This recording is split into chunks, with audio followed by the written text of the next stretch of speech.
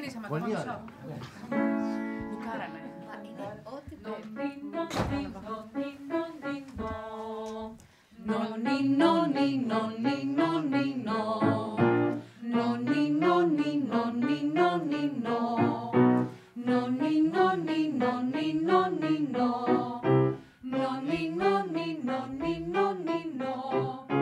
Ήταν μια σκέψη που την είχα εγώ χρόνια στο κεφάλι μου.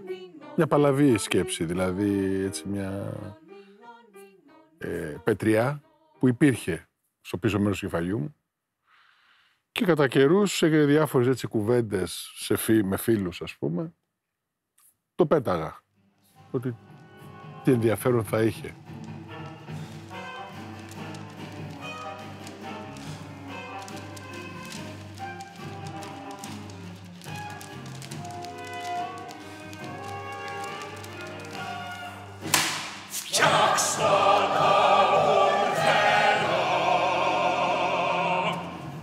Στο κατούριμα του Γιάννη έρχονται πιο καλές ιδέες, να ξέρεις. Και στη Στέλλα που ήμασταν, πήγαινε για κατούριμα και στην έλεγε και την ιδέα από το κατούριμα. Δηλαδή, μέσα στην τουαλέτα. Μαλάκα, αυτό κάνουμε ρε μαλάκες. Και περίμενα να κατουρίσεις, να έρθεις να μου το πεις.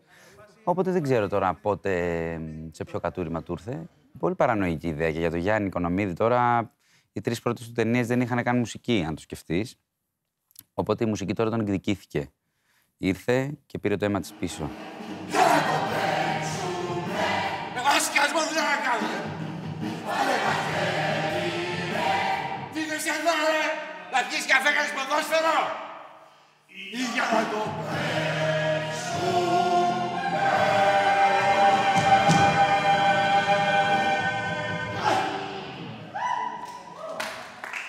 Ωραία, ωραία. Αυτό είναι, παιδιά. Ένα τέτοιο χοντρικό πράγμα είναι.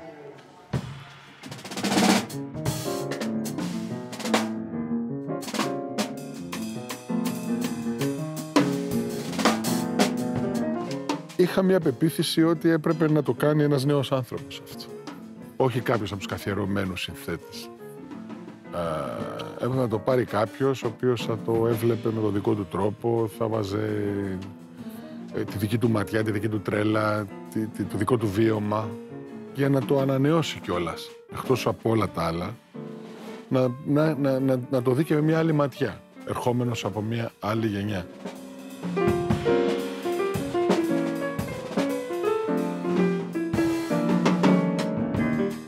Όταν μπει το τέκνο, δεν έχουμε ποτέ half-tempo τέκνο. Δεν έχουμε, πώς το λένε... Πόσο μεγάλα τα τύφα. Αυτό. Ναι, μαλάκα, έτσι ευχαριστιέμαι όμως. Ισχύει. Έτσι μου αρέσει. Μετά ήρθε ο Αλέξανδρος Τσούκου στην εξίσωση, όπου με έμαθε πάρα πολλά πράγματα. Λοιπόν, όχι όλοι μαζί το πίκυλμα εδώ πέρα. Ακομούτζουν οι χοντροί χαμηλοκόλα. Πρέπει να είναι η χοροδία πάει μαζί με το brass action, το οποίο δεν ακούτε. Άμα εσείς βιμπράρετε ή κάνετε τζαλκάτζες ή ιστορίες, είναι αυτό. Άλλο τι κάνει η Νάνση. Κάναμε κάθε χρόνο ένα χριστουγεννιάτικο πάρτι με τραγουδιστές, με μπάντα κτλ. Λόγω καραντίνας και απαγόρευσης κυκλοφορίας, λέει, θα μαζέψουμε, ξέρω εγώ, στους ηθοποιούς μπορούμε από το ΣΕΗ για την ενίσχυση του ΣΕΗ κτλ. Ήρθαν διάφοροι. Είχα ακούσει το όνομα Μανιάρος εγώ την προηγούμενη χρονιά.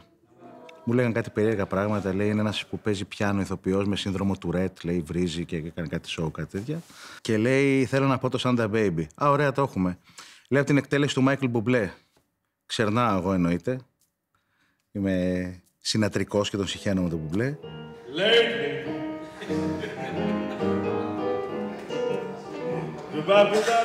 Τέλος πάντων, ήρθε εκεί πέρα, μας είδε να παίζουμε με τα παιδιά. Και είδα εκεί ένα τύπο να το έχει πολύ με τη μουσική και να είναι και πολύ καμένος.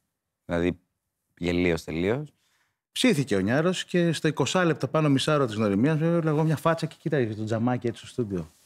Του λέει μια ηθοποιός, τέλος πάντων, κάτι δεν βγαίνει στο τραγούδι και λέει: ωραία, να το γυρίσουμε σε Αστρούντ, να το γυρίσουμε σε Τζομπίμ. Και εγώ διάβαζα τον Μποσανόβα και γενικά διαβάζω Μποσανόβα, καυλώνω πάρα πολύ φλόρος. Και το ίδιο και ο Λουιτσάνος. Οπότε με το που τον βλέπω να κάνει πα, τα. Λέω: εντάξει, αυτός ο φλόρος είναι δικός μου, είναι στη φάση μου.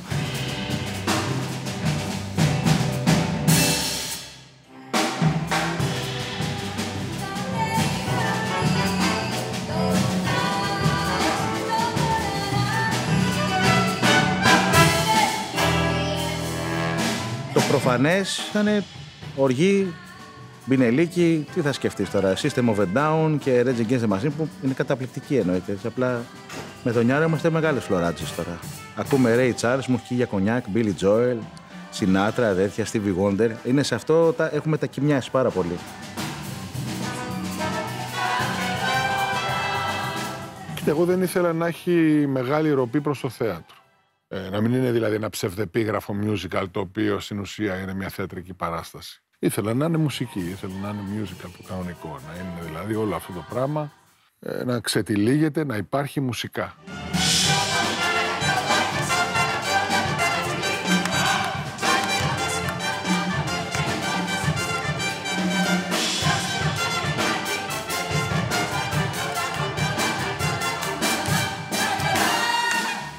Ότι ακούς μπινελίκια τραγουδιστά, η πρώτη σου αντίδραση είναι να γελάσεις, ξέρω εγώ. Ένας άλλος, ξέρω εγώ, πολύ κομιλφό θα πει πω ντροπή, ξέρω εγώ, όπως θα έλεγε και για την ταινία.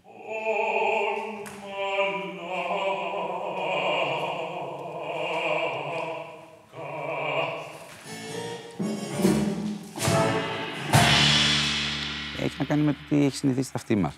Και καλά, ας πούμε, πρέπει να είναι κάτι πολύ λόγιο ή πολύ... μια λέξη πάρα πολύ λόγια για να ακουστεί σε ένα στίχο. Η αμεσότητα και η απλή γλώσσα και από όσο μάλλον και η βομολογία το κάνουν ευτελές κάτι κατευθείαν. Ότι είναι γελίο. Πολύ εύκολα. Και όταν ο άλλος σκέφτεται αμέσως ότι αυτό θα γίνει musical, σου λέει ρε μαλάκα, αυτό θα είναι μια παροδία και μισή.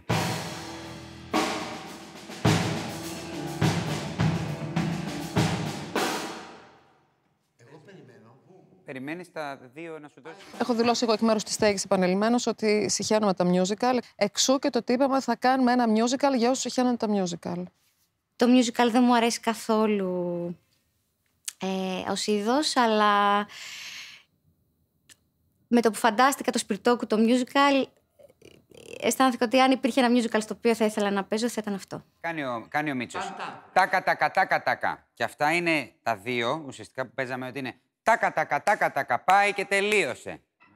Πάμε μόνο αυτό το break, τα 2/4 αυτά, να τα ακούσει ο Γιάννης. Πάει και τελείωσε. Μπράβο, πάμε πάλι αυτό. Πάει και τελείωσε. Ταν, πάει και τελείωσε. Ταν, τέλος. Πάει, τέλειωσε. Τέρμα η Νικολέτα, να μην ξαναπατήσει. Τέλος, τέρμα η Νικολέτα, ναι. Μπράβο, πάμε όλο από την αρχή. Λες ρε Πούστη, όντως είναι ένα ελληνικό musical. Έχει αυτό μια δόση καγκουριάς μέσα. Δεν είναι κάτι το οποίο λες, ναι, είναι ένα ελληνικό musical με το ακαδημαϊκό μάτι. Μπορεί σε πάρα πολλά επίπεδα να φαίνεται καγκούρικο, ξέρεις με ποια είναι το λέω. Τώρα τι κάνουμε, μάλλον. Τρίτη,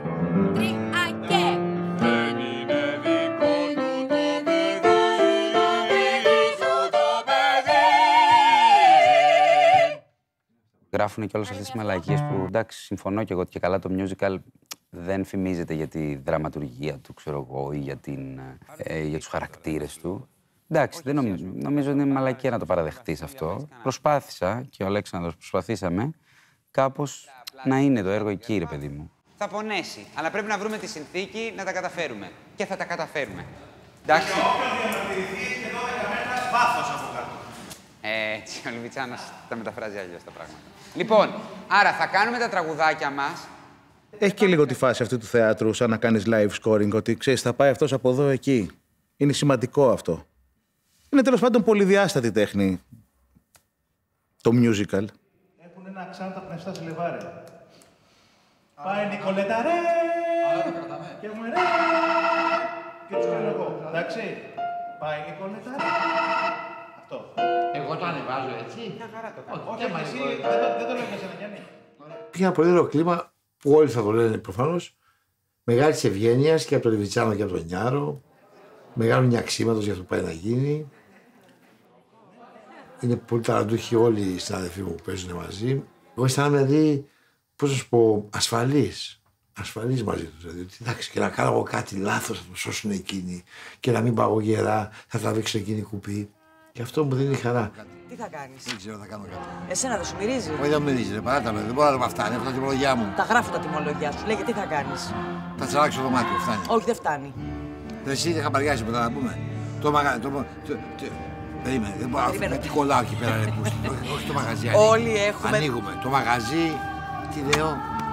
Εσύ δεν χαμπαριάζει τίποτα να πούμε. Το μαγαζί προχωράει. Προχωράει το γαμίδι. Ανοίγουμε. Το μαγαζί προχωράει. Το μαγαζί προχωράει, ρε. Ανοίγουμε. Μάμα είναι εσύ. Πάντως όλα δείξαν από την πρώτη στιγμή ότι κάτι πολύ καλό θα γεννηθεί. Και όταν περνάμε πάρα πολύ καλά είναι αυτό που δεν θες να φύγεις. Άντε ρε, να τα δούμε! Θα τα δείτε, ρε! Θα τα δείτε, το μαγαζί θα φτιάξω και τα κρύα που θα δείτε και θα τα φυλάτε κιόλας! Πούτα ρε, να τα δούμε! Θα τα δείτε! Δείξτε τα μάτια τα αρχίδια σου, δείξτε τα! Θα τα δείτε όλοι εδώ μέσα! Σταμάτα ρε να καυγίζεις ρε, άντε περιμένουμε, δείξτε τα! Εσύ δεν είσαι ο άντρας του σπιτιού! Είμαι γαμώ την πουτάνα μου, είμαι!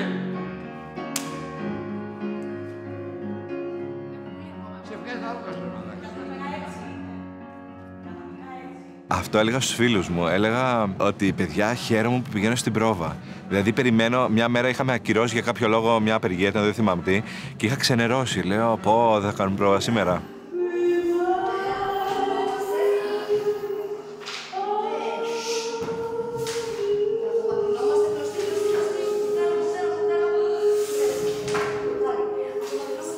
Το νιώθουμε κάπως λίγο πολύ όλες και όλοι, ότι ζούμε κάτι πολύ πολύ όμορφο, το χαιρόμαστε. Όχι όμως, δεν το χαιρόμαστε μόνο, προβληματιζόμαστε, το ψάχνουμε. Γαμάμε γενικά, γαμάμε. Αυτό, αλλά ξέρετε.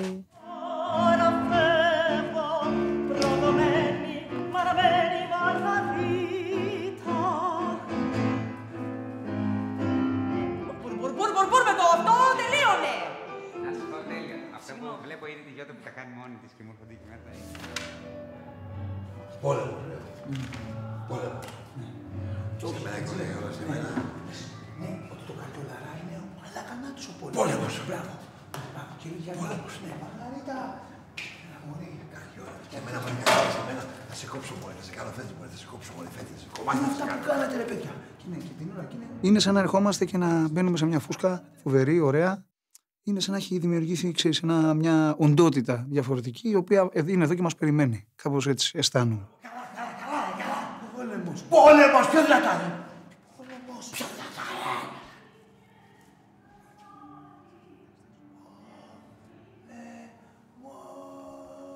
Έχω πει 3 ως τώρα. Και έχω κι άλλα ακόμα. Άλλο ένα. Πήρα. Ηρέμησε, Δημήτρη. Και τώρα. Πήρα. Άρα έχεις τετράδες μέχρι στιγμής. Αλλά για πανεύκολο έτσι. Μα αυτό το μάθουμε. Ναι. Κάτω τα χέρια, ρε, κάτω τα χέρια. Τι είπατε, Δημήτρη, σήμερα, Δημήτρη. Μας βαράνε από παντού, ρε, μας βαράνε, ρε. Άσε με, Δημήτρη. Ξέρεις πως το πόλεμο δεν ξέρεις. Κάτσε, ρε, τι γίνεται. Ξέρεις. Κάτσε, ρε. Ξέρεις. Κάτσε, ρε, σου λέω, ρε, περιμένε, ρε. Ξέρεις. Άμα δεν παρακαλέσεις, δεν παρακαλάω. Θα σου πω, έχει ένα μετά το κάτσε, ρε, σου λέω, περίμενε, μας βαράνε από παντού, ρε. Α, το γαμίδι. Δεν πειράζει. Να, πάμε. Πες το πόλεμος! Πες το ρε πόλεμος! Πες το καλά ρε! Καλά ρε! Δυνατά ρε! Δυνατά! Πόλεμος! Καλά και μετά ρε!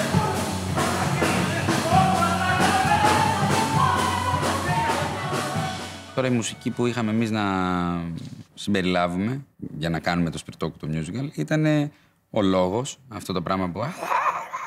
όλο αυτό το πράγμα που έχει ένα μουσικό αποτύπωμα.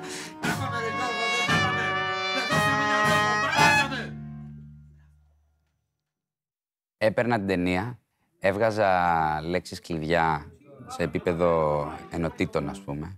Μετά έπαιρνα το λιμπρέτο του Δόρη και του Γιάννη που είχαν κάποιες ρήμες που μπορεί να μ' άρεσαν και να έλεγα «ΟΚ, αυτές γαμάνε, είναι λειτουργικές». Μετά έβλεπα ρήμες μεταξύ των λέξεων που βγαίνανε, ας πούμε, ξέρω εγώ, που λέει «Να μωρέ» και τη δουλειά που λέγαμε. Τόσο ηλίθια. Και λέγεις «ΟΚ, αυτό μπορεί να είναι μια αρχή». Να μωρέ, για τη δουλειά που λέγαμε. Τι ρε μαλάκα, τι. Σκέφτομαι. έχουν λιγάκι αυτό το υλικό του hit, κάπως αυτά που έχουν γράψει και ο Αλέξανδρος ο Λιβιτσάνος και ο Γιάννης ο Νιάρος, που έτσι με κρατάνε σε γρήγορση. Να μην βαρεθώ, γιατί αυτό είναι πάντοτε για μένα το ζητούμενο. Τα πάμε ρε Γιώργο, δεν τα πάμε! Εδώ έχουμε πολύπλοκη μουσική, την οποία όταν βγαίνεις, την τραγουδάς. Αυτό το έργο το παίρνεις όπως είναι, το πρεσάρεις σε βινίλια, το βάζεις στο Spotify και το ακούς όλο.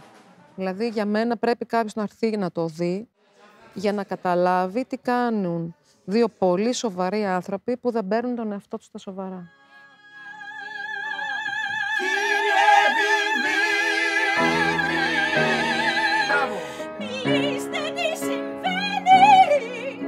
Η μουσική από πολύ νωρίς μας έκανε πολύ γρήγορα ομάδα, αλλά όχι επιφανειακά, γιατί συντονιστήκαμε σε ήχους, σε κραδασμούς, σε αρμονικούς.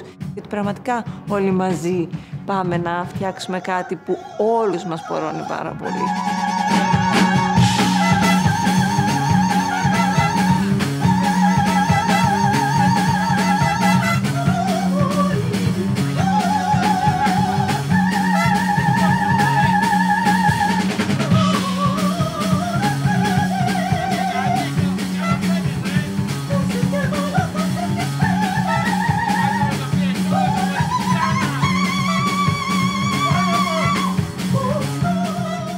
Εγώ ήμουν ανεταρισμένος να είναι ροκόπερα. Μέχρι εκεί έφτανε η δική μου η φαντασίωση. Ναι. Όχι. Με τίποτα.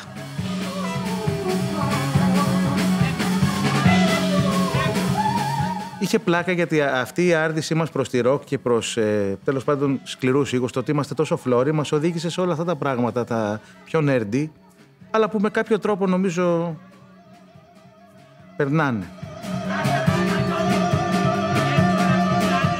Γι' αυτό έχει και πλάκα, ξέρω εγώ. Δηλαδή, βρίζεται η άλλη, ξέρω εγώ, λέει, μου λες ότι βρωμάω, καθήκη αυτό, και εγώ άκουγα Δανάη, ξέρω εγώ, πέρσι. Και λέω, αχ, ωραία, να κάνουμε ένα κομμάτι τέτοιο, μπελκάντο. Όπως τραγούδαγε η γιαγιά μου, ξέρω εγώ. Έχεις από εδώ ρε δρόμο που τάζεις τις βρωμιάρες. Είναι φοβερό πως διεισδύουν οι μελωδίες και οι μουσικές μέσα σου. Είναι απίστευτο αυτό το πράγμα. Περνά ο καιρός και κάθε μέρα ξυπνάς και σου έρχεται και ένα άλλο τιούν, ένα άλλο τραγούδι. Και αρχίζεις και το σιγοτραγουδάς, το σιγομουρμουρίζεις. Ξέρεις, την άλλη μέρα κάτι άλλο. Την παράλληλη μέρα κάτι άλλο. Πριν μια εβδομάδα πώς το λένε, πεινασμένη για καβλή. Γιάννη, αρρωστημένη για καβλή, ποιο βάζω? Πεθαίνω, αυτό είναι το τραγούδι μου. Μ' αρέσει πάρα πολύ. Μ' αρέσει πάρα πολύ. Ήταν από τα πρώτα τραγούδια που μου ήρθε ότι ωραία να το κάνουμε bebop άγριο, ξέρω εγώ. Είναι άλλος από πάνω, άσε ρε μπάμπη να πούμε πώς να πούμε.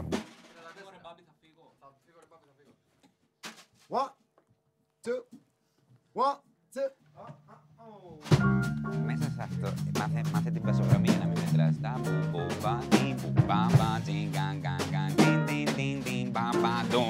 Άσε ρε μπάμπη να πούμε πώς να πούμε. Με το κολόγερα να πούμε πώς να πούμε. Πώς να βρε μπάμπη, πώς να πούμε. Σκατά με ρε μπάμπη, σκατά!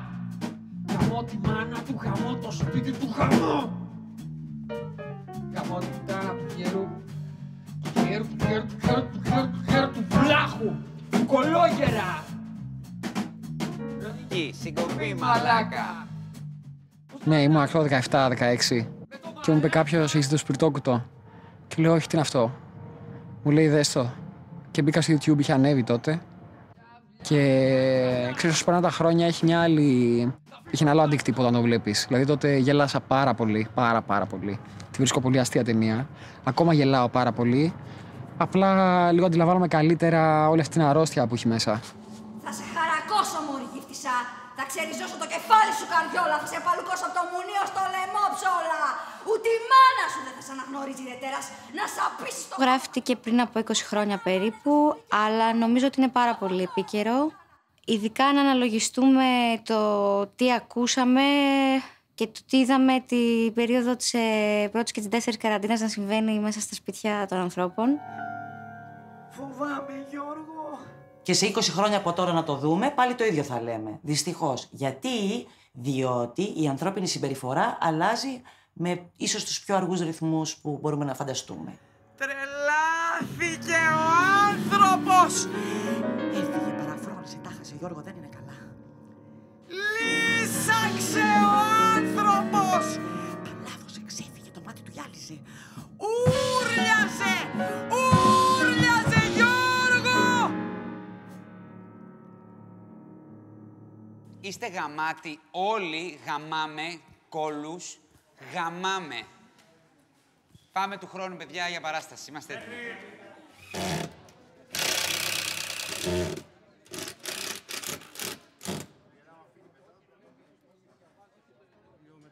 Το ρίζουμε διαφορετικά.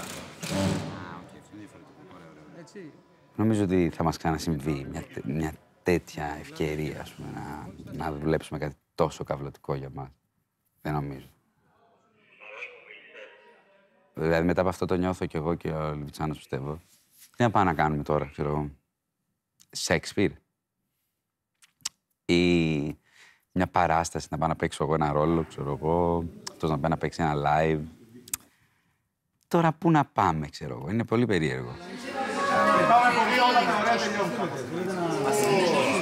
Τις ημέρες μέχρι τη γενική ήμασταν σε πολύ μεγάλη συναισθηματική φόρτιση.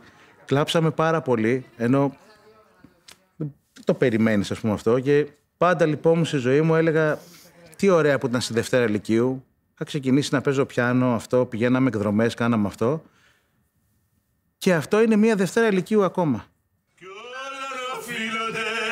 Πάντα σε μια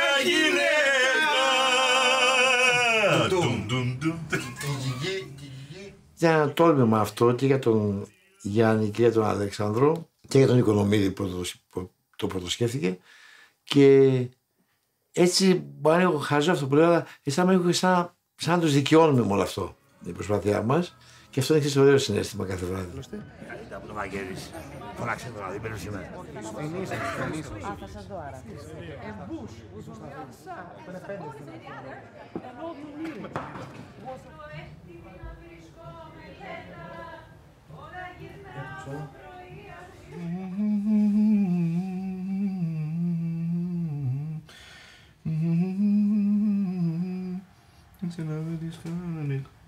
Είσαι στυλάτος, είσαι γαλάτος, είσαι μουράτος και καβλερός. Είσαι στυλάτος. Γαμήθηκε η γραβάτα αυτή τώρα. Ξεφτυλιστούμε, μαλάκα. Και έχουμε και επισήμου σήμερα.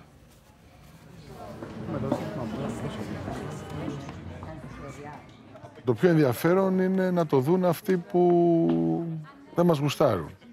Οι κακιασμένοι, οι ξενέρωτοι, αυτοί που δεν έχουν χιούμορ, οι ανέραστοι, οι καριόλιδες. Αυτοί. Αυτοί θα έχει ενδιαφέρον να περάσουν από εδώ. Τα παπούτσια μου! Ό,τι πιο random έχει υποθεί.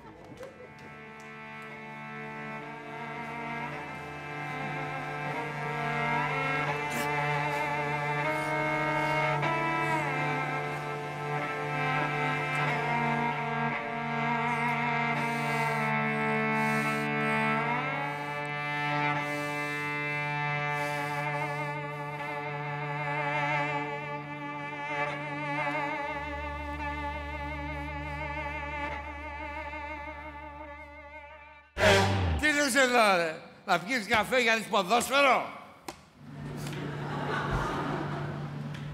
Ή για να το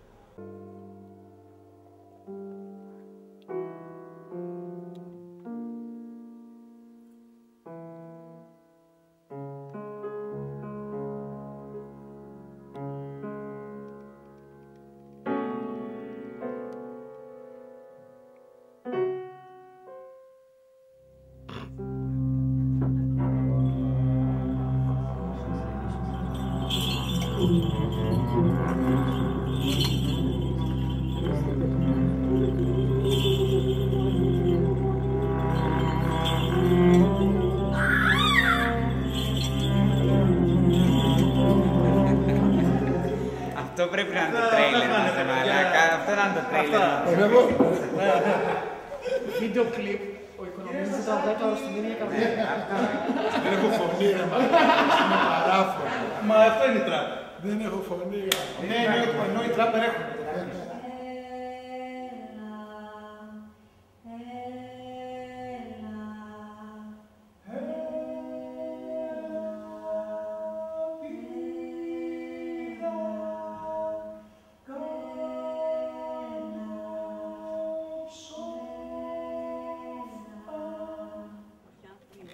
Να τα αφήσω. Λοιπόν.